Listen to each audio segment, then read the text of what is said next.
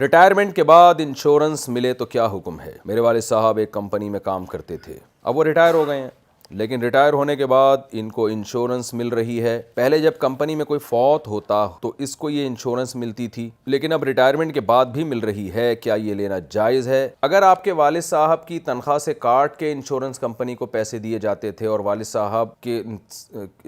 کی اجازت سے، پرمیشن سے آپ کی کمپنی نے جو ہے والد صاحب کی کمپنی نے انشورنس کمپنی سے ایگریمنٹ کیا ہے، تو پھر انشورنس کمپنی سے ایگریمنٹ میں کمپنی جو ہے والد صاحب کی وکیل سمجھی جائے گی۔ پھر یہی سمجھا جائے گا گویا والد صاحب ہی کا